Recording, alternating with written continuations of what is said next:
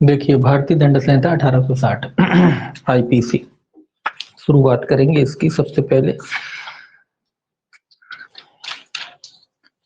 इसकी जो है, ये तो सबको याद होगा, इसका अधिनियम संख्या किसका याद रखना, 45 है अधिनियम संख्या, ठीक है, 45।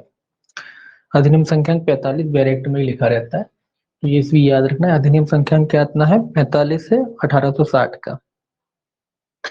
अब इसकी उद्देशिका क्या कहती है, उद्देश्य का देखिए, इसकी उद्देश्य का ये कहती है कि साधारण दंड संहिता है विधियों का जो है उद्देश्य का, कहती है भारत के लिए एक साधारण दंड संहिता का उपबंध करना समीचीन का मतलब होता है आवश्यक है, अतः यह निम्नलिखित रूप में अधिनियमित किया जाता है। तो कैसी संहिता है जी, साधारण दंड संहिता, साधारण दंड संहिता, ये भी इंपॉर्टेंट है, ये याद रखें। कैसी विधि, कैसे अपराध है इसमें, साधारण दंड संहिता है। इसका मतलब क्या है भाई, कैसे साधारण दंड संहिता, क्या होता है साधारण दंड संहिता। देखिए, साधारण दंड संहिता का अर्थ है कि साधारण दंडों का जो है प्रावधान करती है, किसी विशेष दंड का जो है ये प्रावधान नहीं करती। ये जो विधि है, साधारण जो है तत्काल जो समाज में जो अपराध होते हैं ना, साधारण जो अपराध होते हैं उन अपराधों का वर्णन करती है, साधारण अपराधों का वर्णन करती है। साधारण, ठीक है, साधारण अपराध। अब साधारण क्या होता है, साधारण का मतलब यहाँ वो नहीं कि गंभीरता से मतलब नहीं है, यहाँ साधारण का अर्थ गंभीरता से कोई मतलब नहीं है। साधारण का मतलब है जो नॉर्मल अपराध होते हैं, चोरी हत्या डकैती, ये ठीक है। तो साधारण दंड संहिता है ये, साधारण अपराधों का वर्णन करती है। विशिष्ट, अब आप देखिए, अब दो चीजें होती है, विशेष अपराध भी होते हैं, ठीक है। पहले तो यही देख लीजिए, विशेष अपराध, एक होती है साधारण और एक होते हैं विशेष। अब विशेष अपराध कौन से होते हैं, साधारण कौन से होते हैं, साधारण अपराध तो यही आईपीसी में जो दे रखे हैं वो साधारण अपराध है। अब विशेष अपराध कौन से होते हैं भाई, विशेष अपराध वो होते हैं जिनके लिए विशेष विधियां बनाई जाती है, जैसे कि SC ST एक्ट हो गया, आपका महिलाओं का अपन ने पढ़ा डोमेस्टिक वायलेंस एक्ट हो गया, ये सब विशेष है, क्योंकि इनके लिए एक स्पेशल लॉ बनाया गया अलग से। जब हम अपन कहते हैं ना स्पेशल लॉ, विशेष विधि, जो विशेष विधि बनाई जाती है वो विशेष अपराधों के लिए बताई जाती है, वो पर्टिकुलर किसी व्यक्ति विशेष के खिलाफ ही होता है, अन्य किसी व्यक्ति। और ये क्या, ये सभी के खिलाफ हो सकते हैं। साधारण अपराध का मतलब है सभी, जाति धर्म कोई भी हो, चाहे हिंदू हो, चाहे मुसलमान हो, चाहे सिख हो, चाहे ईसाई हो, चाहे बौद्ध हो, जैन हो, कोई भी हो, सभी पर, सभी के खिलाफ लागू होता है, समान रूप से लागू होता है। ऐसा नहीं है कि किसी हिंदू ने करा है हत्या तो उसे कम सजा मिलेगी, मुस्लिम ने करा ज्यादा मिलेगी, ऐसा कुछ नहीं है, सभी को समान सजा मिलेगी, सबके लिए समान होता है, इसीलिए कहते हैं साधारण दंड संहिता। विशेष अपराध आप जानते हैं भाई, विशेष विधि बनती है, SC ST एक्ट हो गया आपका। अब मान लो SC ST एक्ट हो गया, उसमें कोई अपराध हो जाता है तो क्या उसके लिए, उसके वो तो तभी बनेगा ना जब उस जाति समाज का व्यक्ति के खिलाफ अपराध होगा, तो वो विशेष प्रकार का अपराध हो जाता है ना। तो ये, अब बात आती है साधारण दंड संहिता तो है ही, लेकिन ये विशेष विधि के साथ भी लागू होती है। ऐसा नहीं कि अगर आईपीसी, अगर कोई कोई मान लो हत्या का अपराध कर दे SC वाले के खिलाफ, तो भैया आईपीसी भी लगेगी और वो विशेष विधि भी लगेगी, तो उसके साथ भी लगेगा जी, ठीक है। उन पे भी प्रभाव डालता है, उनके साथ भी चलता है, ठीक है। हालांकि है साधारण दंड संहिता, लेकिन अगर कोई विशेष विधि के तहत अपराध होता है तो उसके साथ भी चलता है, ठीक है। तो कैसे अपराध है इसमें, साधारण अपराध। साधारण अपराध का मतलब ये नहीं होता कि बिल्कुल हल्के किस्म के अपराध, वो मतलब नहीं है यहाँ साधारण का। यहाँ साधारण का अर्थ वो नहीं है अर्थ, ठीक है। साधारण का अर्थ है समान अपराध सभी पर लागू होते हैं, एक साथ लागू होते हैं, है ना। साधारण प्रकृति के सभी पे, किसी पे भी, कोई भी व्यक्ति हो सकता है जो अपराध करता है उस पर लागू होते हैं, ठीक है। अब क्या बताना था इसमें हाँ, अब बात आती है कि ये अधिनियम बना क्यों, बना क्यों ये अधिनियम, क्या था ये। आप ऊपर लिखा ही है, साधारण दंड संहिता का उपबंध करना समीचीन है, ठीक है। तो साधारण क्या था ये, जो 1860 से पहले कोई विधियां थी ना जितनी, उसमें कोई ऐसी विधि नहीं थी कि कोई एक पर्टिकुलर कोई एक विधि हो अपराध के लिए, अलग अलग विधियां तमाम, मतलब बिखराव था, तब उस बिखराव को रोकने के लिए ये अधिनियम बनाए जाते। तो कि भैया एक ही चीज, एक ही जगह सारे जो है अपराध उनका संकलन कर लिया जाए, ये नहीं कि अलग अलग एक्ट बन रहे हैं सबके लिए अलग अलग हो रहा, तो संकलन करा गया है कि सारे जितने अपराध बिखराव था उसका संकलन करके जो है एक संहिता बना दी गई, ताकि जो है एक ही विधि से जो है सबको शासित किया जा सके, ठीक है। तो एक संकलन है ये विधियों का, जितने भी बिखराव हुए थे उनका संकलन है। तो बात आती है कि भाई ये कब बना था, जो है प्रथम विधि आयोग द्वारा, इसको बनाया गया, किसने बनाया इसको? प्रथम विधि आयोग। सबसे पहले इसको बनाने के लिए प्रथम विधि आयोग का गठन किया गया। किसका गठन किया गया? प्रथम विधि आयोग का गठन किया गया था। ठीक है, फर्स्ट, ये तो भूलने वाली बात है ही नहीं। प्रथम विधि आयोग बना, उसी के तहत फिर आईपीसी का जो है गठन किया गया। अब प्रथम विधि आयोग के अध्यक्ष कौन थे? Lord Macaulay. इसके अध्यक्ष थे कौन? ये भी याद रखना, ये भी पूछा जाता है। Lord Macaulay. दो प्रकार से क्वेश्चन आते हैं। अगर क्वेश्चन पूछा जाता है कि आईपीसी का गठन किया गया, बनाया गया, तो किसने बनाया? प्रथम विधि आयोग के द्वारा। उसके अध्यक्ष थे लॉर्ड मैकाले। ठीक है, तो इसको मैकाले संहिता भी कहा जाता है कई बार। लॉर्ड मैकाले अध्यक्ष थे, चूंकि अध्यक्ष थे इसीलिए मैकाले संहिता भी से वो कहा जाता है। ठीक है, मैकाले संहिता भी कहा जाता है। मैकाले संहिता, इनने बनाया ना इसको, तो इनको मैकाले संहिता के नाम से भी जाना जाता है। ठीक है, ये तो सबको याद रहता है, लॉर्ड मैकाले के भी लॉर्ड मैकाले थे, उन्होंने बनाया। ठीक है, ये तो अध्यक्ष हो गए। अब बात आ जाए कि भाई इसमें कितने और सदस्य थे। अकेले अध्यक्ष थे तो भाई सदस्य भी होंगे, इसमें तीन और सदस्य थे, तीन सदस्य थे। एक ये अध्यक्ष हो गए, इसको अध्यक्ष ही लिख ले, ये थे इसके अध्यक्ष। ठीक है, ये अध्यक्ष थे। इसके बाद तीन सदस्य थे इसमें। कितने सदस्य और थे? तीन, यानी कुल मिला के चार लोगों का पैनल था। इसमें एक अध्यक्ष और तीन सदस्य थे। कुल चार लोग थे, जिसमें एक अध्यक्ष और तीन सदस्य थे। ठीक है, तो तीन सदस्य कौन कौन थे इसमें? मैक्लियार्ड थे एक, पहला, एक मैक्लियार्ड थे। दूसरे कौन थे इसमें? दूसरे इसमें एंडरसन थे, तो मैक्लियार्ड एंडरसन। ठीक है, और तीसरे कौन थे? मैक्लियार्ड एंडरसन।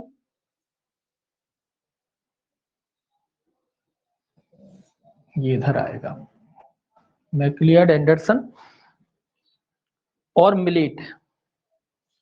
ये भी नाम याद रखना, यूपी टाइप का पेपर आ गया तो पूछ लेंगे। नॉर्मली तो मध्य प्रदेश में तो नहीं पूछते, लेकिन यूपी टाइप का पेपर आएगा तो जरूर पूछ लेंगे। ठीक है, तो मैक्लियार्ड एंडरसन और मिलेट तीन इसके सदस्य थे। ये पूछ सकते कि जो प्रथम विधि आयोग था उसमें तीन अन्य सदस्यों में से कौन नहीं था, नेगेटिव, तो उनमें से इनमें से कौन सा सदस्य इसमें शामिल नहीं था। तो शामिल नहीं था तो तब लगा पाओगे ना जब इनके तीनों के नाम याद होंगे। तो पहला मैक्लियार्ड थे, दूसरे एंडरसन थे, तीसरा मिलेट थे। ठीक है, ये भी पढ़ लिया अपन ने, भाई प्रथम विधि आयोग के द्वारा इनका जो है गठन किया गया। अब बात आती भाई प्रथम विधि आयोग के द्वारा इनका गठन तो किया गया, गठन कब किया गया? प्रथम विधि आयोग का गठन की कब किया गया, ये भी क्वेश्चन आ सकता है कि भाई प्रथम विधि आयोग का गठन कब किया गया? 1835 के चार्टर द्वारा। 1835 के चार्टर द्वारा।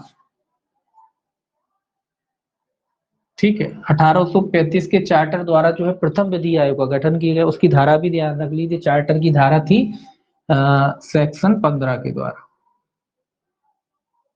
ठीक है, क्या किया गया? प्रथम विधि आयोग का गठन किया गया, प्रथम विधि आयोग का गठन।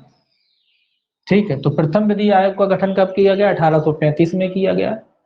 1835 का जो चार्टर था उसकी धारा 15, ये भी याद रखेंगे। तो दो तीन क्वेश्चन है ये, जीएस वाइज भी समझ लीजिए और वैसे भी इंपॉर्टेंट समझ लीजिए। अगर पेपर आपका यूपी टाइप का टफ बनाया तो ये क्वेश्चन हो से। ठीक है, तो प्रथम विधि आयोग के अध्यक्ष थे लॉर्ड मैकाले, इसके तीन और सदस्य मैक्लियार्ड, एंडरसन और मिलेट। और प्रथम विधि आयोग का गठन किया गया था 1835 में। 1835 की धारा 15 द्वारा जो है आपका प्रथम विधि आयोग का क्या किया गया? गठन किया गया। ठीक, ये आपको याद रखना है।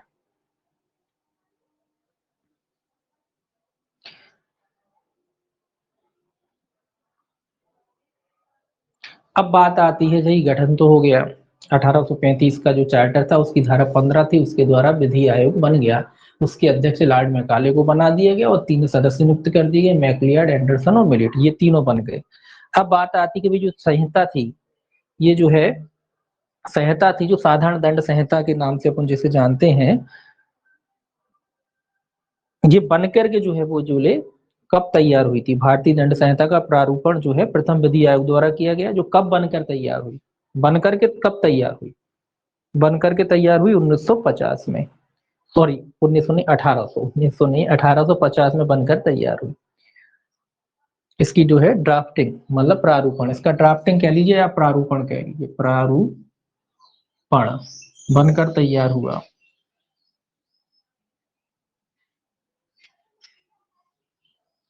मतलब इसका ड्राफ्ट जो है कब बन के चाहिए, वो इतने साल लग गए इसको बनाने में। 1935 से ये बनाते चले, सॉरी 1835 से बनाते चले और 1850 में ये काम पूरा हुआ। काफी बड़ा काम था ये, कोई छोटा मोटा काम नहीं था कि सारे दंडों को एक साथ करना, इसीलिए इतना टाइम लग गया इसमें। 1835 से लेकर 1850 में पूरा ड्राफ्ट हुआ इसका, ठीक है।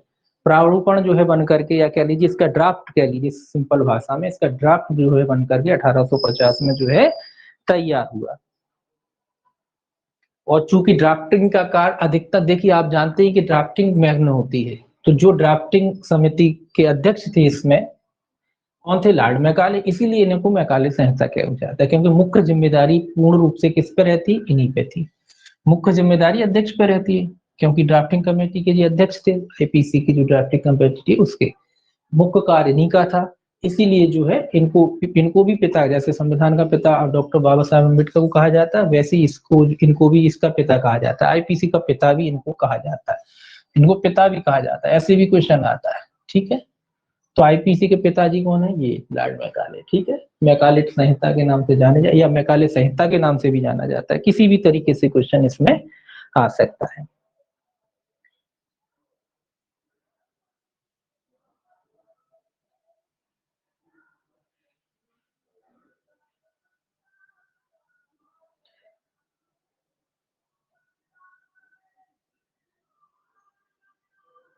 अब बात आती है इस विधेयक को जो है पेश किया गया, तो भैया उस समय देश तो आजाद था नहीं, ये तो आप जानते हैं, देश गुलामी में बना ये एक्ट है ना, जो भारत गुलाम था। तो ये तो बात आती ही नहीं कि भी राष्ट्रपति ने कब स्वीकृत, राष्ट्रपति राज्यपाल की तो बात यहाँ है ही नहीं, ठीक है। राष्ट्रपति राज्यपाल की तो यहाँ बात होने ही वाली नहीं है। तो जो विधेयक जो है, जो या कह लीजिए जो ड्राफ्ट बन गया था, वो जो है ड्राफ्ट को जो है 1856 में जो है 1856 में पेश किया गया। कहाँ पेश किया गया भाई, राष्ट्रपति राज्यपाल की तो बात आएगी नहीं, तो सीधी सी बात है कि जो ब्रिटिश भारत की लेजिस्लेटिव काउंसिल थी, काउंसिल कह लीजिए, काउंसिल के समक्ष ब्रिटिश काउंसिल कह लीजिए, सीधा सिंपल भाषा में लिख लीजिए ब्रिटिश काउंसिल। ये राष्ट्रपति राज्यपाल की बात तो है नहीं, तो ब्रिटिश काउंसिल के समक्ष पेश किया गया। कब पेश किया गया, 1856 में इसको जो है पेश किया गया, जो 6 अक्टूबर, आप जानते हैं 6 अक्टूबर 1860 को पारित हुआ। 1856 को पेश किया गया और 6 अक्टूबर 10वां महीना होता है 1900 1800 कितना है 1856, सॉरी 1800 1860, सॉरी 56 के बाद 60, 1860 को पारित हुआ, ठीक है। 56 में पेश किया गया और 1860 को पास हो गया। 6 अक्टूबर लिखना था मुझे शायद, 6 अक्टूबर, 8 अक्टूबर लिख दिए, 6 अक्टूबर,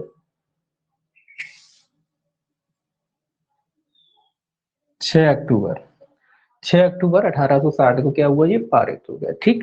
6 अक्टूबर 1860 को पास हुआ, कहाँ पेश किया गया, ब्रिटिश काउंसिल में पेश किया गया, और 6 अक्टूबर 1860 को जो है पारित हो गया, ठीक है।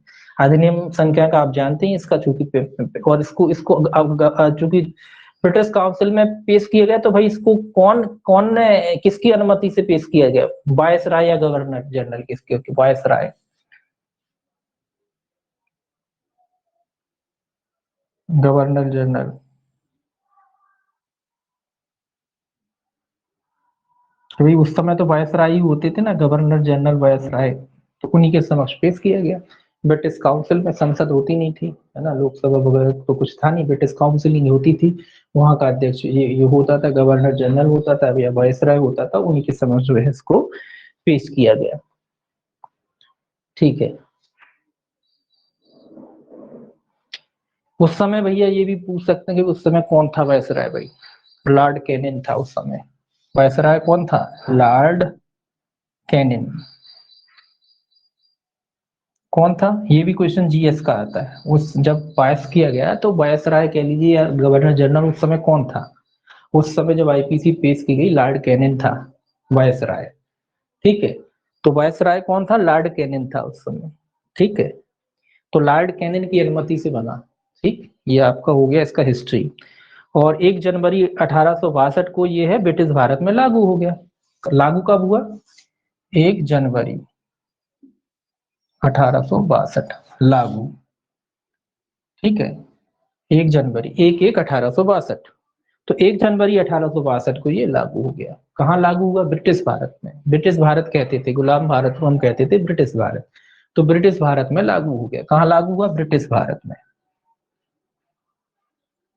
ब्रिटिश भारत, इसका मतलब ये कि भारत के लिए बना था, इंग्लैंड के लिए नहीं बना था। ठीक है, क्योंकि पूरा इंग्लैंड भारत के ही थे उस समय, तो इंग्लैंड के लिए नहीं बना था कि केवल जो ब्रिटिश भारत, ये जो ब्रिटेन के अधीन जो भारत था, जो भी अपना जो स्वतंत्र भारत है उसके लिए बना था। तो ब्रिटिश भारत में ये क्या हुआ, लागू हुआ 1 जनवरी 1862 को। ये इसकी कुछ चीजें थी, फैक्ट है इसकी, ये आपको याद रखने। ठीक है, उस समय आपका वायसराय कौन था यार, लॉर्ड वायसराय था लॉर्ड केनिन, ये भी याद रखना, ये भी आपका इंपॉर्टेंट है। अब ये चीजें इंपॉर्टेंट इसलिए हैं कि हो सकता है आपका इसमें ना पूछ के जीएस में पूछ लें। ये जो लॉ के आपका जीएस बनता है इसी तरीके का बन जाता है। लॉ में जब जीएस बनाते हैं तो आपके सब्जेक्ट्स को उठाकर भी जीएस बना देते हैं। भाई बताइए, जब आईपीसी पारित की गई, बोले उस समय जो है गवर्नर जनरल कौन था, लॉर्ड कैनिंग था, जो बाद में वायसराय बना। तो ठीक है, वायसराय या गवर्नर जनरल जिसको कहते हैं, वो कौन था उस समय, आईपीसी जब पारित की, लॉर्ड कैनिंग था। ठीक है, तो याद रखना लॉर्ड का वो क्या कहते हैं, मैकाले अलग, मैकाले ने जो है इसको ड्राफ्टिंग की है, उसका अध्यक्ष थे, और लॉर्ड कैनिंग उस समय क्या थे, वायसराय थे। ठीक, ये दोनों चीजें अलग अलग हैं। इसके बाद इसमें वर्तमान में एक संशोधन हुआ 31 अक्टूबर 2019, ये भी याद रखेंगे। 31 अक्टूबर 2019 में एक संशोधन किया गया। 31 अक्टूबर 2019 से पहले ये जम्मू कश्मीर को छोड़कर संपूर्ण भारत में लागू थी। अब ये संपूर्ण भारत में लागू है। अब ये 31 अक्टूबर 2019 के बाद से संपूर्ण का क्या है, भारत में लागू होती है। उससे पहले की क्या स्थिति थी, उससे पहले की ये स्थिति थी कि ये जम्मू कश्मीर को छोड़कर जो है संपूर्ण भारत में लागू होती थी। तो उससे पहले जम्मू कश्मीर में क्या लागू होता था, उससे पहले जम्मू कश्मीर में, अब चूंकि 2019 से पहले की बात कह रहे हैं, 2019 से पहले की बात कह रहे हैं, तो 2019 से पहले ये जो है यहाँ पे जम्मू कश्मीर की पे लागू नहीं थी। तो वहां क्या लागू होता था, वहां पे रणवीर संहिता लागू होती थी, रणवीर संहिता। ठीक है, हालांकि रणवीर संहिता एक तरीके से आईपीसी थी, लेकिन कुछ प्रोविजन इनके अपने थे। ठीक है, संशोधनों के साथ। हालांकि आईपीसी जैसी थी, ऐसा नहीं कि उसमें 302 ना हो, वहां भी थी, वहां भी थी, लेकिन उनकी अपनी जो स्टेट थी उसके हिसाब से, क्योंकि उनका जो है स्पेशल क्या था, संविधान था, तो उसके हिसाब से थी वहां। आईपीसी तो थी, आईपीसी को ही रणवीर संहिता कहते थे। वहां नाम रणवीर संहिता था, कुछ अपराध जो है उनके स्टेट वाइज जो है लागू होते थे। संहिता यही थी, लेकिन अपने स्टेट के अकॉर्डिंग लागू होते थे। ठीक, लेकिन अब ये वाली संहिता क्या हो गई, समाप्त। 2019 से क्या हो गई, रणवीर संहिता जीरो हो गई, समाप्त हो गई, शून्य हो गई। और बाकी जो अब आपका आईपीसी ही जो है कहाँ लागू होती है, संपूर्ण भारत में लागू होती है। ठीक, ये जो है इसका वो हो गया विस्तार वगैरह, और थोड़ा इसका वो। अब बात आती है सेक्शन 2 की। देखिए सेक्शन 2, देखिए इसका सेक्शन 2, ये सेक्शन 1 में ही आ जाएंगी ये सारी चीजें। ठीक है, संक्षिप्त नाम विस्तार, इस अधिनियम का नाम आप जानते हैं भारतीय दंड संहिता 1860 होगा, और इसका विस्तार कहाँ होगा, संपूर्ण भारत पर। ठीक है, अब 2 कहता है भारत के भीतर किए गए अपराधों के लिए दंड। भारत के भीतर, भारत के भीतर, सेक्शन 2 कहता है भाई भारत के भीतर किए गए अपराधों के लिए दंड।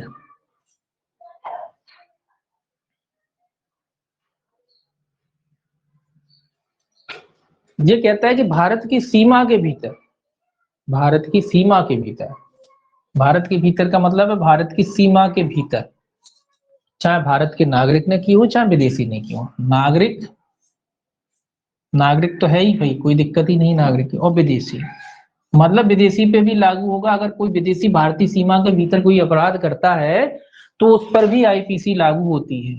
नागरिकों पे तो होती है, नागरिक तो चाहे जहाँ चला जाए, भारत का नागरिक दुनिया के किसी भी कोने में चला जाए और अगर वो आईपीसी से दंडनीय अपराध करता है तो उस पर आईपीसी लागू होती है, ये तो सिंपल बात है। अब विदेशी की बात आ जाती है, तो अगर कोई विदेशी है, साधारण रूप से विदेशियों पर लागू नहीं होती है आईपीसी, लेकिन अगर कोई विदेशी भारत आता है और वो भारत में कोई अपराध करता है, भारतीय सीमाओं के भीतर अपराध करता है, तो उस विदेशी पर भी जो है आईपीसी लागू होती है भारतीय सीमाओं के भीतर।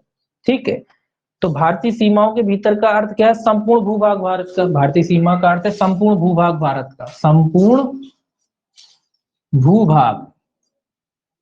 संपूर्ण भूभाग का मतलब है पूरी धरती जो भारत की है, जितना भारत का दायरा है, जितना क्षेत्रफल है, उस क्षेत्रफल में किसी भी जगह अगर कोई व्यक्ति अपराध करता है जहां आईपीसी लागू है, तो उस विदेशी पर भी जो है आईपीसी लागू होगी। इसके अलावा संपूर्ण भूभाग में एक चीज और याद रख लेना, आप समुद्र की बात आ जाती है, इसमें भी कोई दिक्कत होगी, क्योंकि समुद्र में अगर कोई अपराध करता है खुले समुद्र में, तो खुले समुद्र में अगर कोई व्यक्ति अपराध करता है, वो विदेशी है, अगर वो शिप वगैरह पे करता है और अगर वो भारत का नहीं किसी विदेशी शिप पे करता है और किसी विदेशी के विरुद्ध करता है, तो भारतीय दंड संहिता लागू नहीं होती। लेकिन मान लीजिए अगर वो भारतीय भूभाग के साथ जो है समुद्र के भीतर, और समुद्र के भीतर भारत की सीमा है 12 नॉटिकल मील, ये याद रखें 12 नॉटिकल, ये इकाई होती है समुद्री सीमा को नापने की, नॉटिकल मील, नॉटिकल मील।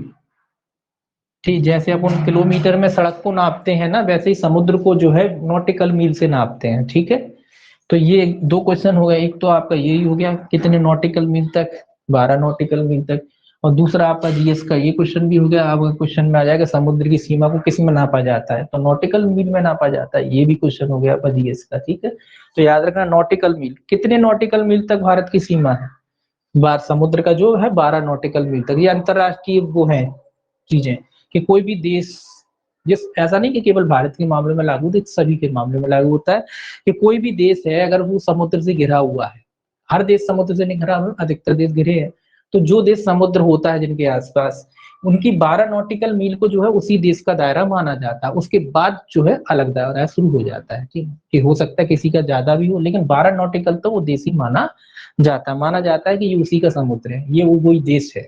ठीक है, तो 12 नॉटिकल मील तक जो है का दायरा जो है भारत का क्षेत्र माना जाएगा। इसमें अगर कोई भी व्यक्ति, चाहे वो विदेशी हो चाहे वो नागरिक हो, अगर अपराध करता है तो ऐसा माना जाएगा कि उसने भारत के भीतर ही अपराध कारित किया है। ठीक है, ये आपकी भारत की सीमा की बात हो गई। अब तीसरा कहता है भारत से परे किए गए किंतु उसके भीतर विधि के अनुसार विचारणीय अपराधों का दंड। ये तो भारत के भीतर की बात हो गई। अब ये कह रहा है सेक्शन 3, भारत से परे, मतलब ये भारत से परे का मतलब है बाहर, कि भारत की सीमा के बाहर। ठीक है, ये सीमा के अंदर की बात हो रही थी। अब ये कह रहा है कि अगर कोई व्यक्ति जो है भारत की सीमा के बाहर अपराध करता है, 3 और 4 इसमें दोनों में एक साथ पढ़ना चाहिए, राज्य क्षेत्रातीत पर विस्तार। ठीक है, तो पहले 3 ही देख लेते हैं अलग अलग करके।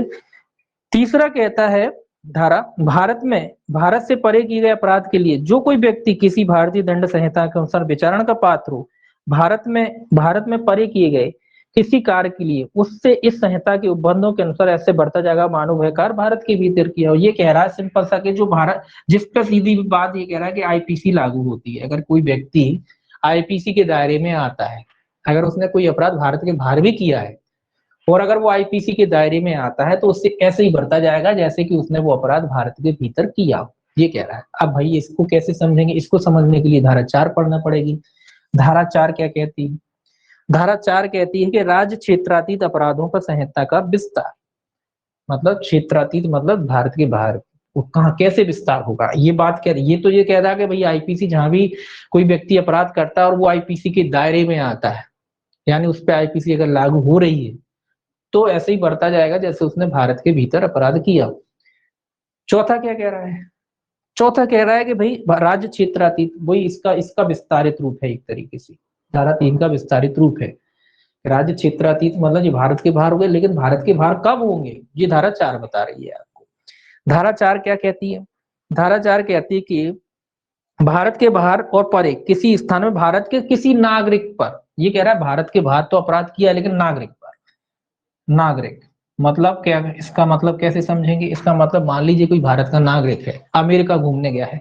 अब किसी अमेरिकन पे तो भारतीय विधि लागू नहीं होती, लेकिन एक अमेरिकन अमेरिका में भारतीय को, भारतीय की हत्या कर देता है, उसकी मारपीट करता है, मान लो हत्या ही कर देता है, तो क्या उस पर आईपीसी लागू? ये कहता है हाँ बिल्कुल आईपीसी लागू होगी।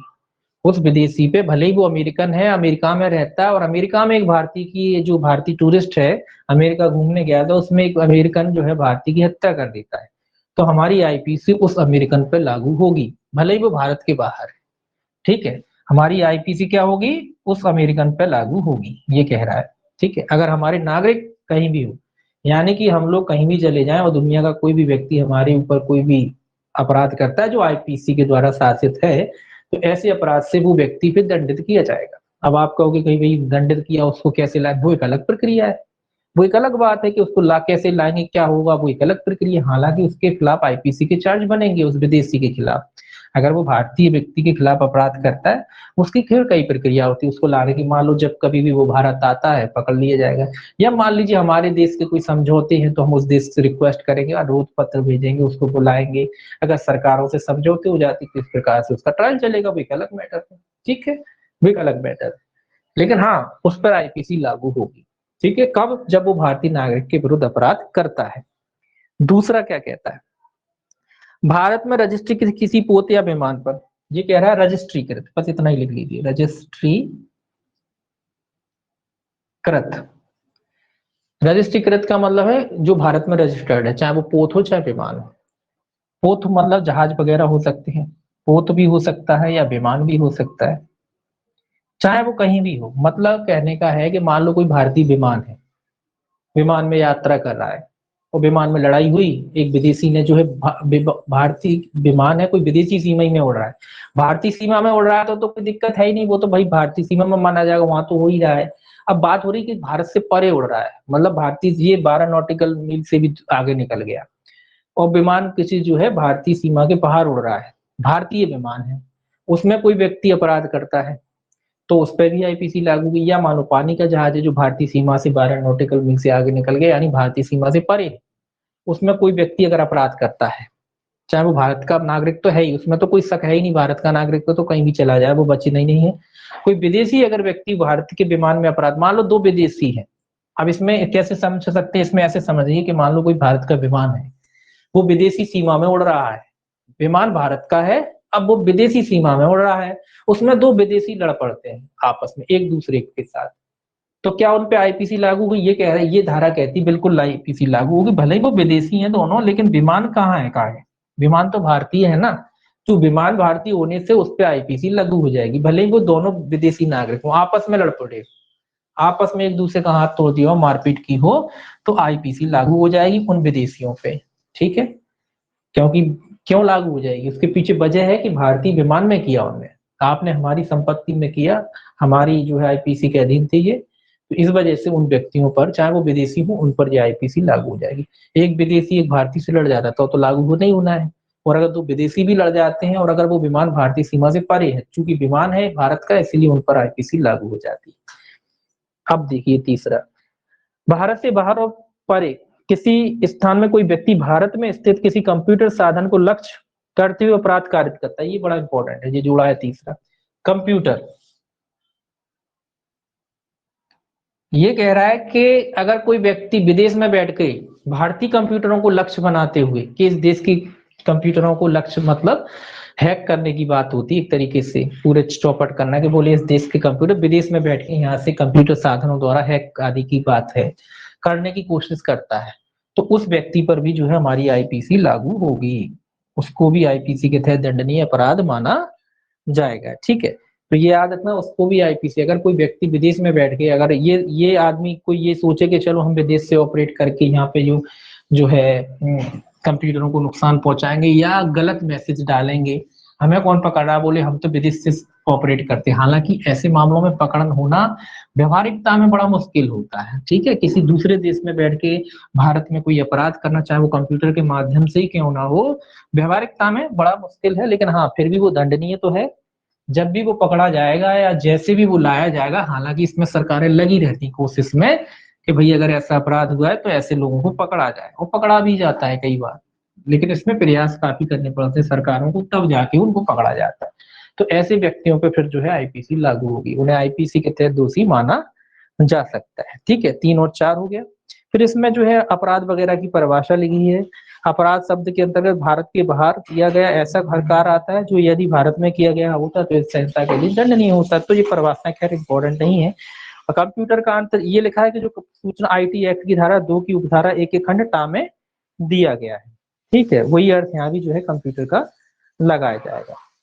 अब एक उदाहरण है, ये उदाहरण भी बहुत पूछा जाता है, जो है चौथे पे वाले में का जो भारत का नागरिक है युगांडा में हत्या करता है, वह भारत के किसी स्थान में जहां वह पाया जाए हत्या के लिए विचारित है और दोषित किया जाएगा। ये कह रहा है एक नागरिक है भारत का, युगांडा में जाके हत्या कर आता। आप विदेश गए, युगांडा गए और वहां जाके हत्या कर आए, तो आप जब भी भारत आओगे और जहां भी पकड़े जाओगे आपके खिलाफ मुकदमा दायर किया जाएगा। ठीक है, तो ये उदाहरण काफी आता है। अब सेक्शन 5 देखिए, ये कहता है कुछ विधियों का इस अधिनियम पर प्रभाव न डालना, ये सेविंग क्लॉज है। सेक्शन 5 क्या है? सेविंग क्लॉज है। इस संहिता का लागू न किसी संहिता पे प्रभाव नहीं डालना, तो ये एक व्यावृत्ति है, सेविंग है। सेक्शन 5 जो है आपका सेविंग है। सेविंग मतलब लॉक प्रोविजन भी कहते हैं, सेविंग क्लॉज को लॉक प्रोविजन भी कहते हैं, लॉक प्रोविजन है।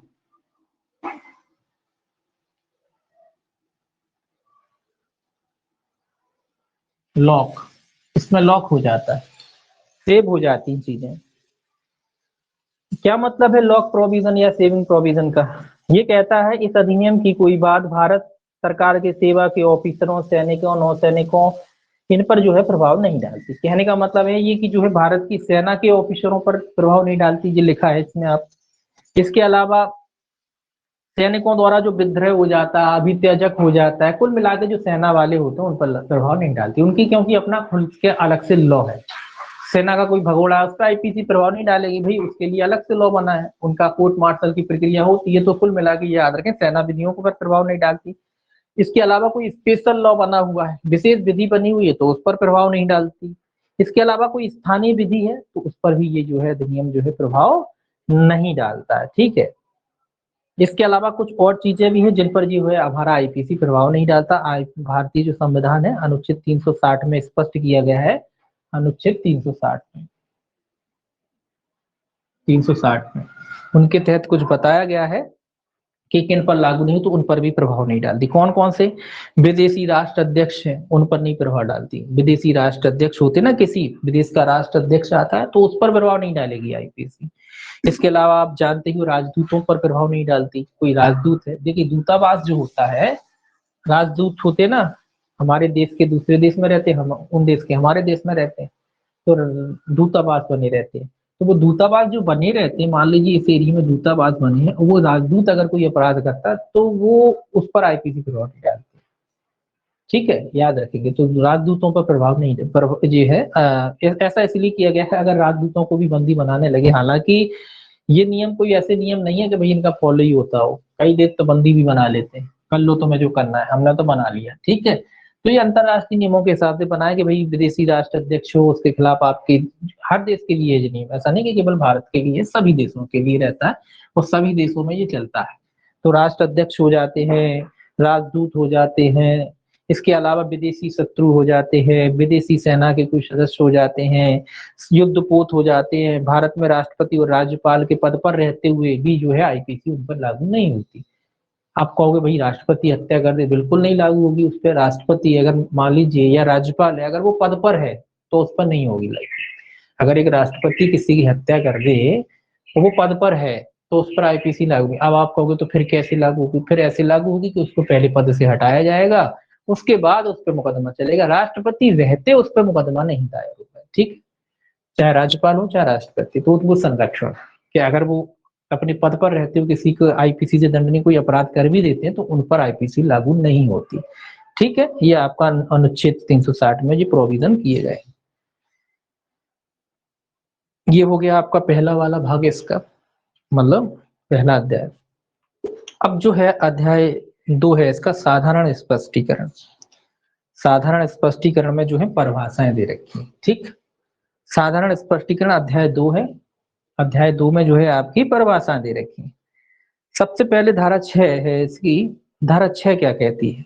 धारा 6 कहती है संहिता में की परिभाषाओं का अपवादों के अधीन समझा जाना। ये इंपॉर्टेंट है, याद रखना।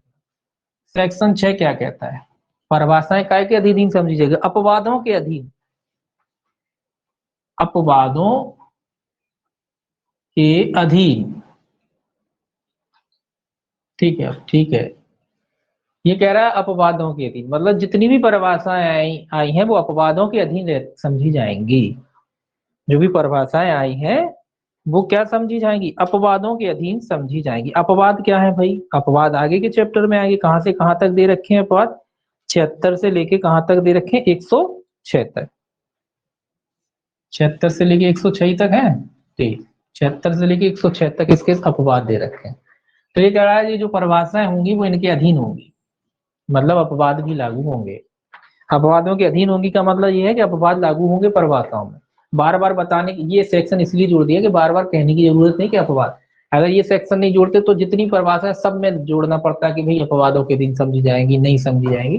तो मैं सीधा एक सेक्शन जोड़ के ये कह दिया है कि जितनी भी परिभाषाएं आएंगी, जो भी इसमें आएंगी, वो सारी की सारी परिभाषाएं अपवादों के अधीन समझी जाएगी। देखा जाएगा कि भाई अपवादों में से तो नहीं आता मामला, तो वो अपवादों के अधीन समझी जाएंगी। तो एक स्पेशल जो है सेक्शन जोड़ के बात कर दी। अब उदाहरण से समझ लीजिए, इससे उदाहरण कैसे कैसे अपवादों के अधीन समझी जाएंगे। उदाहरण बहुत जरूरी है आईपीसी में।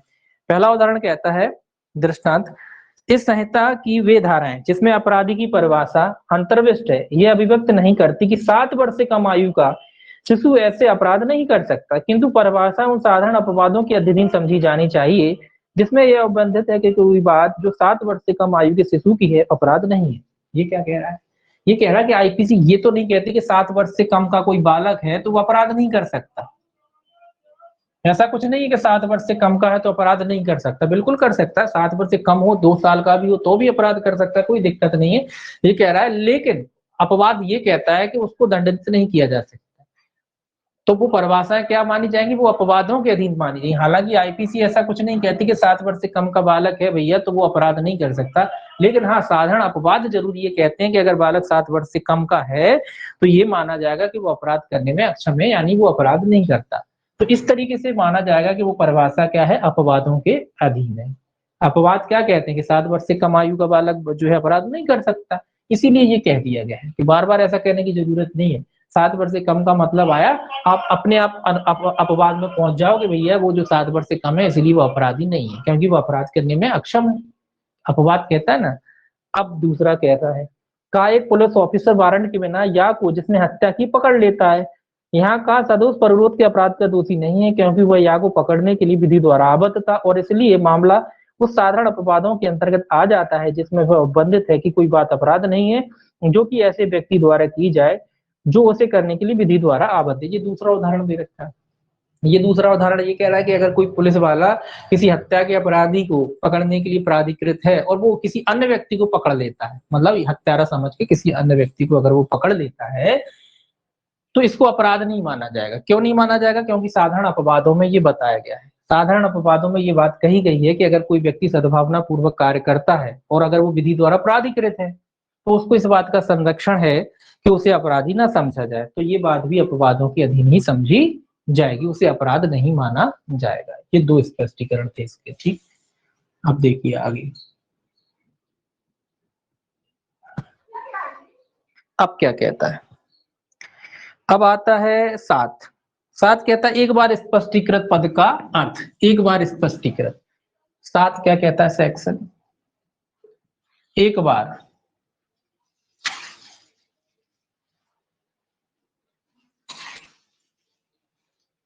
ये कह रहा है भाई एक बार बता दिए, बार बार बताने की जरूरत नहीं है, सीधा याद रखना। ये क्या कह रहा है सेक्शन?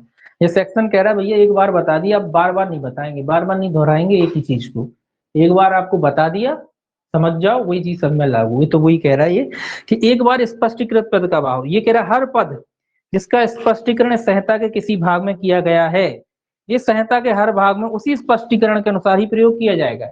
ये कह रहा है एक बार अगर बता दिया जाता है कोई शब्द, चाहे वो किसी भी क्लॉज में बताया जाए और उसका अर्थ अगर हमने कहीं भी बता दिया, उसका अर्थ किसी भी सेक्शन में बता दिया है, तो उसका अर्थ उसी के अनुसार पूरी संहिता में लागू होगा। ऐसा नहीं कि यहाँ बदल जाए।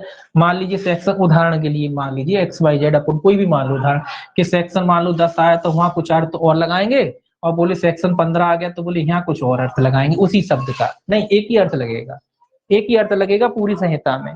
एक बार जो अर्थ बता दिया अगर कहीं भी संहिता में उस शब्द का, तो उसका अर्थ पूरी संहिता में एक ही लगेगा और बार बार नहीं आने, बार बार भले वो आए ना, एक बार आ गया अगर, एक बार अगर कोई शब्द आ जाता है और एक बार अगर उसका अर्थ बता दिया जाता है तो पूरी संहिता में उसका वही अर्थ लगाया जाएगा। ये नहीं कि बार बार बताने की जरूरत है, बार बार रिपीट करने की जरूरत नहीं। ये सेक्शन भी इसीलिए जुड़ा है, रिपीटेशन ना हो बार बार। अगर नहीं जोड़ते तो हर सेक्शन में हर चीज में फिर उनको क्या है, ये शब्द जोड़ने पड़ते है ना। तो इसीलिए उन्होंने कर दिया कि भैया एक बार अगर जो शब्द आ गया है तो फिर वो सभी जगह एक साथ यूज होगा और उसका वही अर्थ लगाया जाएगा जो अर्थ उसका दिया हुआ है। ठीक, बाकी ये परिभाषाएं शुरू हो जाती हैं कायदे से। ठीक है, 8 में लिंग की परिभाषा है, सेक्शन 8 में जिस परिभाषा याद रखना, एक क्वेश्चन पक्का आएगा, पक्का है एक क्वेश्चन आपका। ठीक है, तो 8 में क्या की परिभाषा दे रखी है, लिंग की। 8 में ही है, 8 में लिंग है, सिंपल याद रखना है बस, लिंग।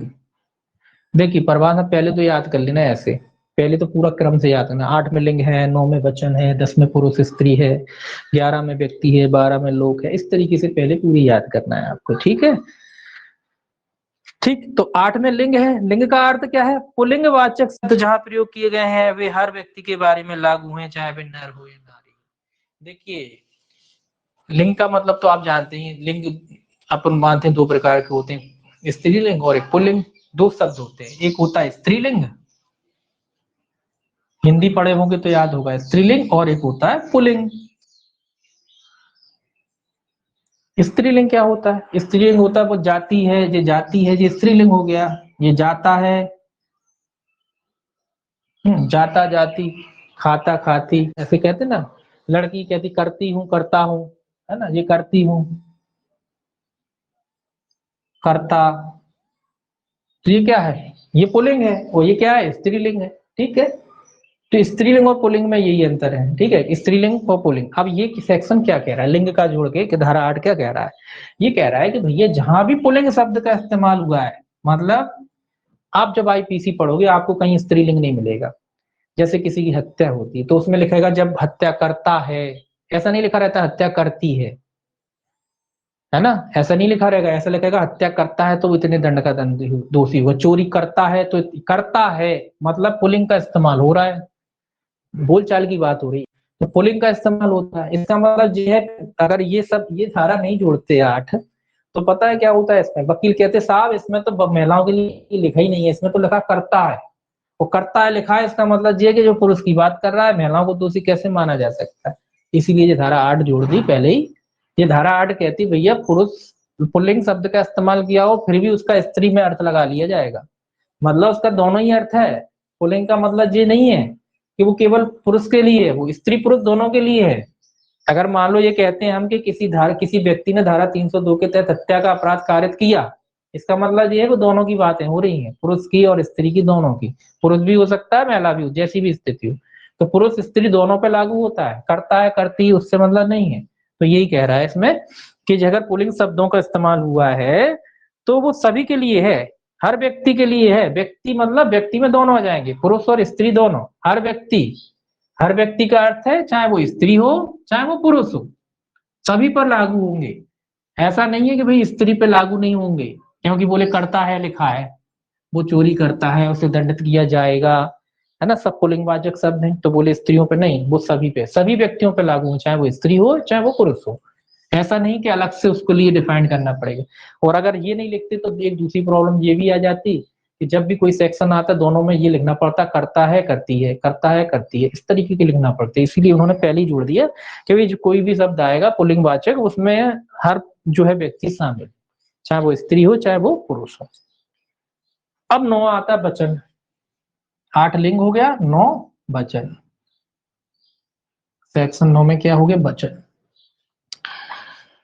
ये कह रहा है जब तक कि संदर्भ से तत्प्रतिकूल प्रतीत ना हो, एक वचन घोषक शब्दों के अंतर्गत बहुवचन और बहुवचन घोषक शब्दों के अंतर्गत एक वचन आता है। भैया अब वचन भी आपने पढ़े होंगे, हिंदी की बात आ रही है इसमें तो बस हिंदी है। ये कह रहा है एक वचन का अर्थ एक वचन, बहुवचन और बहुवचन एक वचन। क्या मतलब है? एक वचन तो आप जानते हैं सिंगल चीज का के बारे में अगर आप बात करो तो वो एक वचन है, एक से ज्यादा चीजों के बारे में बात करो तो वो बहुवचन है। ठीक है,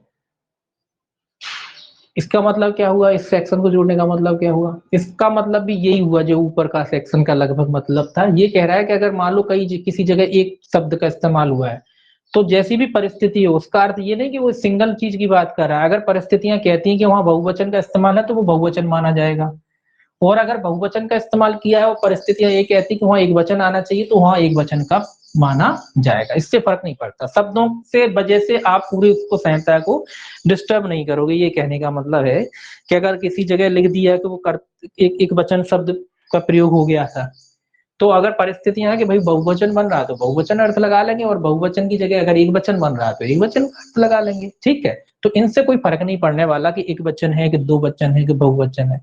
तो पहले ही उन्होंने कंफ्यूजन दूर कर दिया आपकी कि भाई एक वचन आया है तो परिस्थिति अगर कहती बहुवचन बनता है तो बहुवचन लगा लेंगे अर्थ, और अगर बहुवचन का प्रयोग हुआ और परिस्थिति कहती भाई एक वचन बनता है तो एक वचन के अनुसार उसका अर्थ लगा लेंगे।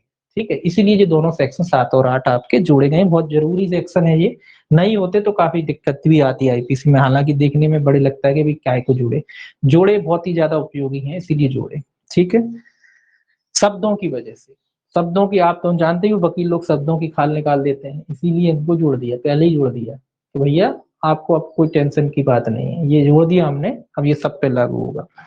अब आ जाता है 10 सेक्शन 10। ये 10 में क्या भाई, पुरुष स्त्री आ गए। 10 में पुरुष और स्त्री, पुरुष भी आता है और स्त्री। अब ये, और ये पुरुष स्त्री की परिभाषा लिख ली थी कि वही आईपीसी किन पे लागू होती है? मानव द्वारा मानव के विरुद्ध जब अपराध किया जाता है उन्हीं पे लागू होती है। आप मानव हैं और किसी जानवर की हत्या कर दें तो आईपीसी लागू नहीं होगी। बोले आपने किसी किसी भी जानवर की जब हत्या कर दी तो बोले उसने हत्या कर दी, तो हत्या नहीं होती ना, क्षति होती जानवरों की। जानवरों की हत्या नहीं होती, क्षति होती, संपत्ति मारे जाते हैं। ठीक है, तो वहां फिर आपको आईपीसी लागू नहीं होती। आईपीसी तो तभी लागू होती जब एक मानव के विरुद्ध अपराध करता है। मानव का मतलब यहाँ भी, अब जब हम मानव शब्द का इस्तेमाल कर रहे हैं तो इसका मतलब ये नहीं कि केवल पुरुष की बात कर रहे हैं, यहाँ दोनों की बात कर रहे हैं। क्योंकि आईपीसी कहती है कि जब आप पुल्लिंग की बात करो तो इसका मतलब ये है कि आप दोनों की बात हो रही है, हर व्यक्ति की बात हो, चाहे वो स्त्री हो चाहे पुरुष हो। तो पुरुष स्त्री की परिभाषा कितने में दे रखी है आपकी? 10 में। पुरुष शब्द किसी भी आयु के मानव नर का द्योतक है, और स्त्री आयु किसी भी आयु की नारी का। तो किसी भी आयु की, किसी भी आयु,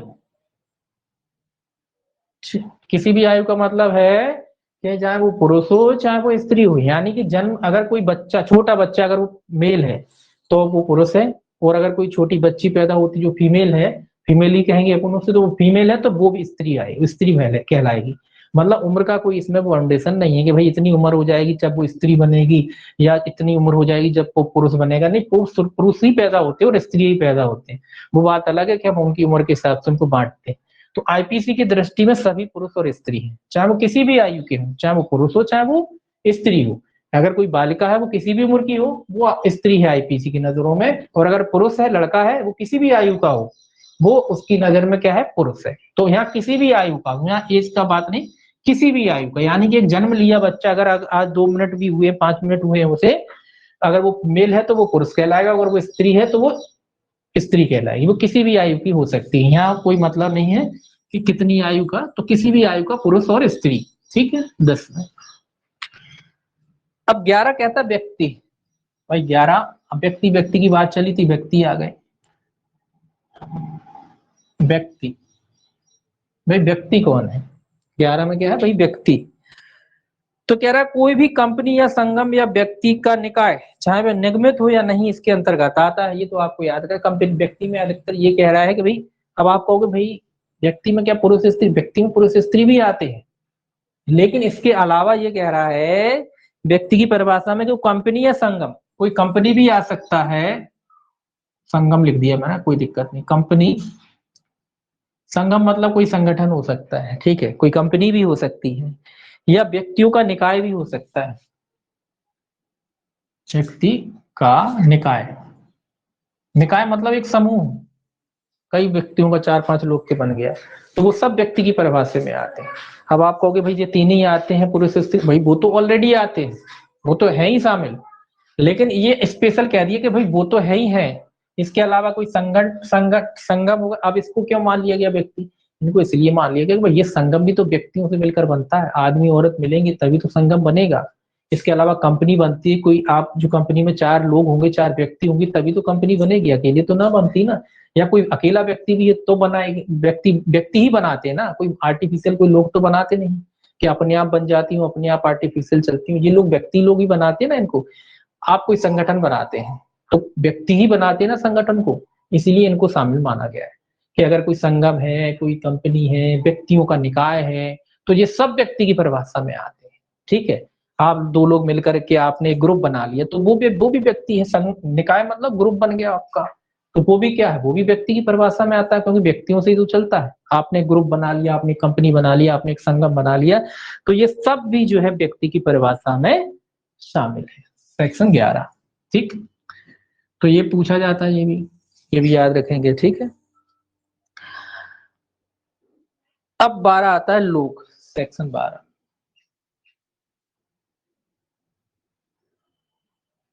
12 क्या कहता है, लोक। ये कहता है लोक का कोई भी वर्ग या कोई भी समुदाय लोक शब्द के अंतर्गत आता है। एक मिनट, लोक का कोई भी वर्ग या कोई भी समुदाय लोक शब्द के अंतर्गत आता है। ये कह रहा है लोक का कोई भी वर्ग, कोई भी वर्ग या समुदाय, यहां आगे लिख लीजिए समुदाय। ठीक है, ये कह रहा है लोक का कोई भी वर्ग और कोई भी समुदाय काय के अंतर्गत आता है, लोक के अंतर्गत आता है।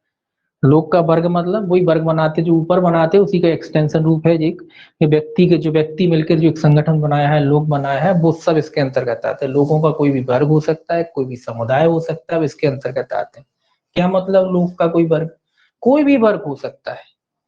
वर्ग होता है ना, हर समाज में एक एक वर्ग बना, मान लो कि फलाना वर्ग, उस हिसाब से भी हो सकता है, या अपन वर्ग बना लेते हैं फलाना वर्ग ढिकाना वर्ग, वो सब इसी के अंतर्गत आते हैं, किसी भी वर्ग के, वो सब लोक की परिभाषा में आते हैं। आपने वर्ग वाइज बांट दिया है कि ये ए कैटेगरी के, बी कैटेगरी, सी कैटेगरी के, तो सब की सब लोक की परिभाषा में आएंगे अगर आपने लोगों को में बांटा है तो। ठीक है, ये कह रहा है लोक का कोई भी वर्ग आता है। ठीक है, सभी वर्ग आ सकते हैं, लोक का कोई भी वर्ग जो है लोक की परिभाषा में आता है, कोई भी वर्ग हो सकता है, वो सब की सब लोक में शामिल होंगे, लोक माने जाएंगे। देखते ही होगा आपने, बंटा रहता है समाज, है ना, कई तरीके से बटा रहता है, ऐसा जरूरी नहीं कि हर एक एक किसी पर्टिकुलर एक ही चीज से बटा रहता है, बटने के कई तरीके होते हैं, तो वो जितने भी तरीके होते हैं वो सब लोगों का एक वर्ग ही माना जाएगा। 13 जो है क्वीन की परिभाषा है, ये खत्म हो चुकी है। कब खत्म हो चुकी है, 1950 में। कब खत्म की गई थी इसे, 1950 में। काय की परिभाषा थी इसमें, क्वीन की परिभाषा थी, रानी की परिभाषा थी। 13 में काय की परिभाषा थी, रानी, क्वीन,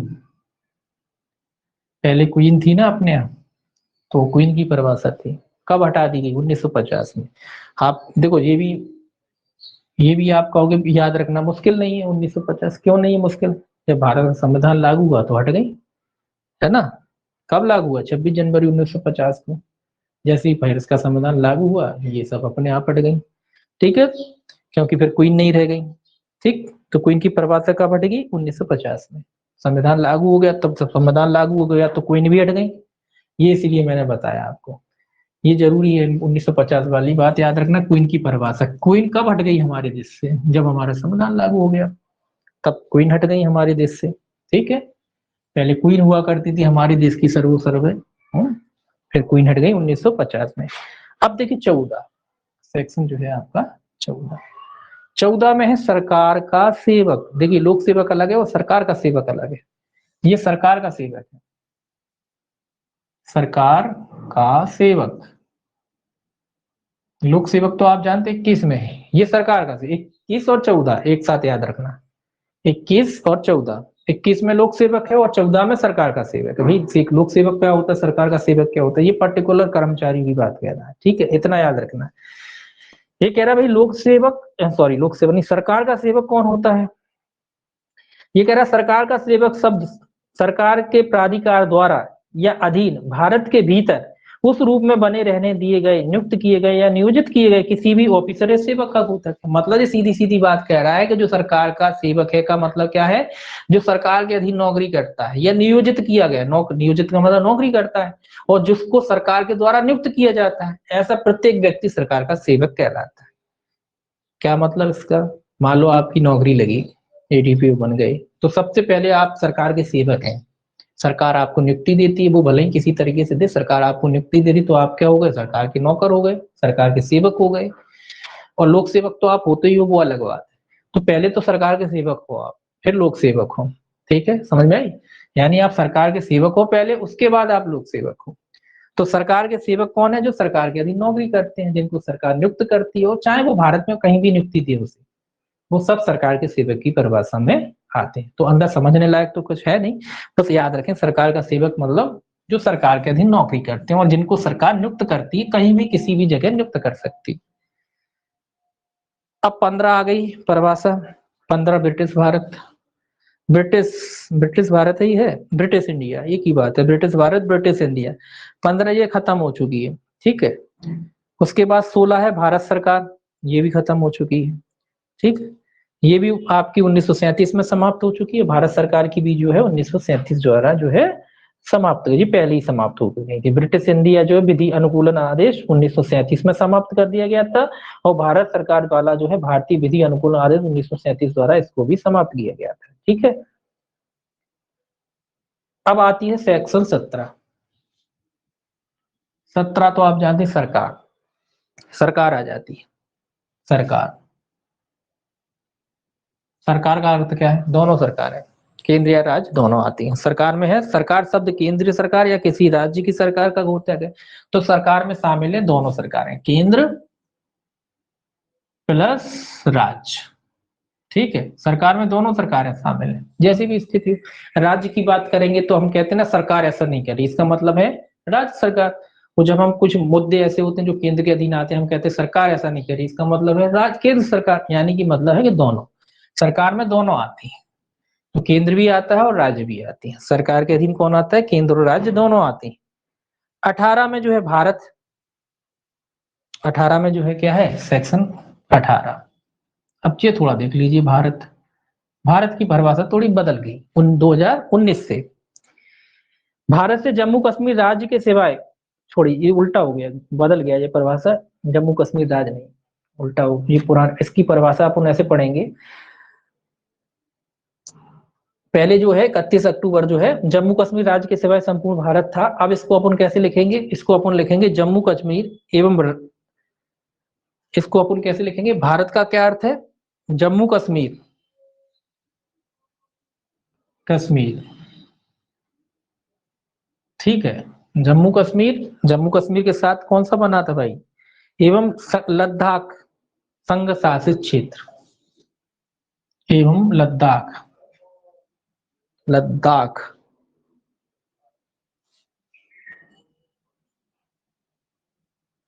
संघ शासित क्षेत्र,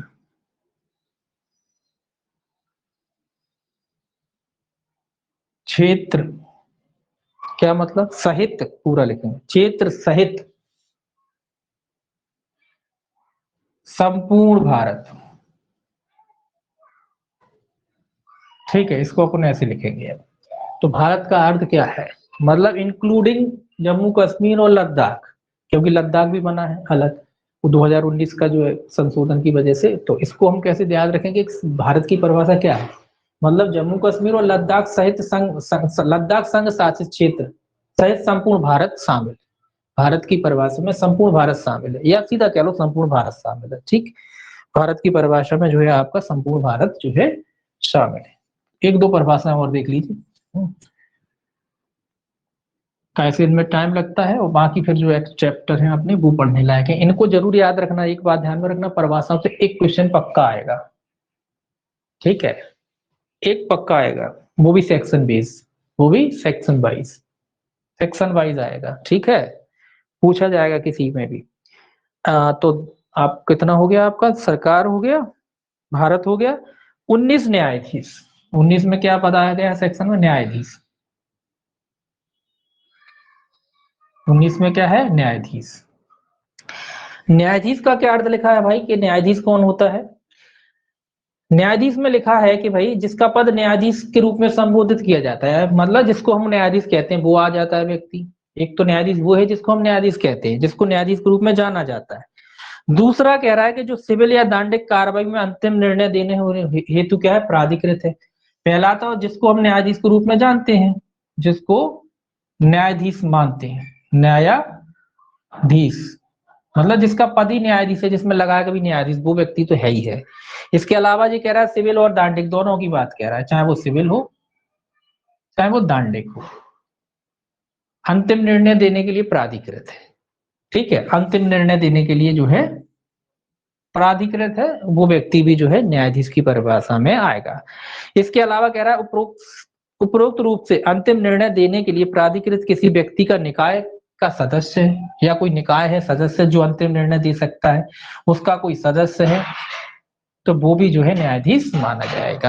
देखिए जो व्यक्ति न्यायाधीश होते हैं, जैसे आप जज हैं तो आप तो हैं ही, इसके अलावा कोई सिविल या दांडिक मामलों में अंतिम निर्णय दे सकता है वो भी आता है। इसके अलावा अगर कोई निकाय बना दिया जाता है जो अंतिम निर्णय देने के लिए सक्षम है, तो वो निकाय के सदस्य भी जो है न्यायाधीश माने जाते हैं। अंतिम निर्णय अपील, पुनरीक्षण या पुष्टिकरण के अधीन होने पर भी किसी निर्णय को पारित करने वाला न्यायाधीश ही होगा। क्या मतलब, अगर मान लो मामला अपीली है, पुनरीक्षण योग्य है, तो भी वो न्यायाधीश जो है जिसने निर्णय दिया है, अंतिम निर्णय दिया है, भले ही वो क्या माना जाएगा, वो न्यायाधीश ही माना जाएगा। भले ही उस निर्णय की अपील होती है, पुनरीक्षण होता है, उससे फर्क नहीं पड़ता। ठीक है, वो न्यायाधीश ही माना जाएगा। क्या अब बाकी न्यायाधीश की और कुछ नहीं लिखा, हाँ इसमें उदाहरण लिखे हैं, तो दृष्टांत देख लीजिए न्यायाधीश में। ये कह रहा है सन 1859 के अधिनियम 10 के अधीन किसी पद में अधिकारिता का प्रयोग करने वाला कलेक्टर न्यायाधीश है। ये उदाहरण दे रखे हैं। ये कह रहा है 1859 अधिनियम की धारा 10 के अधीन जो है पावर का जो इस्तेमाल करता है, वो वहां भी जो है कलेक्टर को भी न्यायाधीश माना गया है। ठीक। दूसरा कहता है किसी आरोप के संबंध में किसी उसे जुर्माना या कारावास का दंड देने की शक्ति प्राप्त है, चाहे उसकी अपील होती हो या ना होती हो। अधिकारिता का प्रयोग करने वाला मजिस्ट्रेट भी न्यायाधीश है। जो आप पे जुर्माना दंड लगाता है, भले ही उसकी अपील होती हो या ना होती हो, वो मजिस्ट्रेट है। आगे कह रहा है मद्रास संहिता, ये याद रखना, 1816 के विनियमन 7 के अधीन पदों का विचारण करने और अवधारण करने की शक्ति रखने वाला पंचायत का सदस्य न्यायाधीश है। ये याद रखना, अलग से एक्ट है। मद्रास संहिता 1816 में विनियमन के साथ जो है 7 है, उसके द्वारा पंचायत का सदस्य जो है, वादों का विचारण करने वाला पंचायत का जो सदस्य है, वो भी न्यायाधीश माना गया है।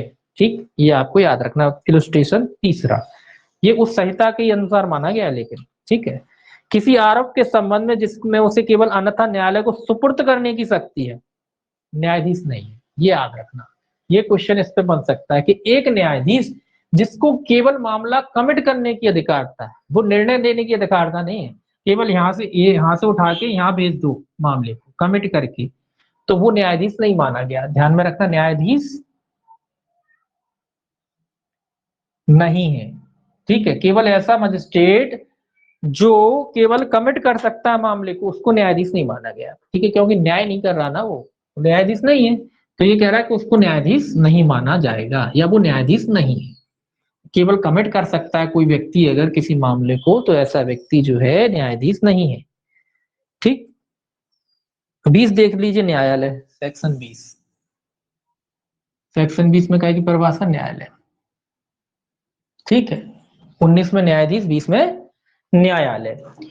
तो मैं न्यायालय क्या, न्यायालय की सिंपल सी परिभाषा है। न्यायालय शब्द की परिभाषा में क्या कहता है कि न्यायालय शब्द उस न्यायाधीश का जिसे अकेले को न्यायिक कार्य करने के लिए विधि द्वारा सशक्त किया गया हो, या उस न्यायाधीश निकाय का जिसे एक निकाय के रूप में न्यायिक कार्य करने के लिए विधि द्वारा सशक्त किया गया हो, जबकि ऐसा न्यायाधीश या न्यायाधीश निकाय न्यायिक कार्य कर रहा हो घोषक है। कुल मिला के ये क्या कह रहा है, ये कह रहा है कि जब कोई न्यायाधीश कोई न्यायिक कार्य करता है, तो यहाँ न्यायालय का अर्थ कोई बिल्डिंग से नहीं है। ये कह रहा है कि चाहे वो एकल न्यायाधीश नियुक्त किया गया हो या कई न्यायाधीशों का एक समूह हो, है ना। तो ये कह रहे हैं जब वो लोग काम करते हैं, तो वो जहां काम करते हैं वो स्थान न्यायालय कहलाता है। इसके लिए बिल्डिंग की बात नहीं की गई। तो कहने का मतलब ये है कि न्यायाधीश जहां अपना कार्य करता है, न्यायाधीश जहां बैठ के वो एक कहते हैं ना अपन के, जो जज जहां बैठ के निर्णय सुनाता है वही न्यायालय है। तो वही कह रहा है ये परिभाषा है कि एक जज साहब अगर यहाँ बैठ, मान लो एक जज साहब एक पीपल के पेड़ के नीचे बैठ गए, अपना कोट लगा लिया और वही फैसला करते, तो वही न्यायालय है। यहाँ बिल्डिंग की बात नहीं हो रही।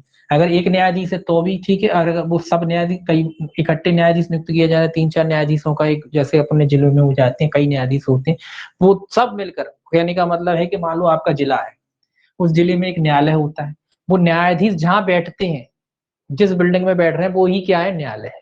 वो सब मिलकर के काम कर रहे हैं, न्यायालय। और मान लो कोई गांव में एकल न्यायाधीश नियुक्त कर दिया गया है, ये तो जिले की बात हो गई कि सारे न्यायाधीश एक बिल्डिंग में बैठ रहे हैं, वहां वो डिसीजन देते हैं, अपना जजमेंट करते हैं, तो वो न्यायालय है।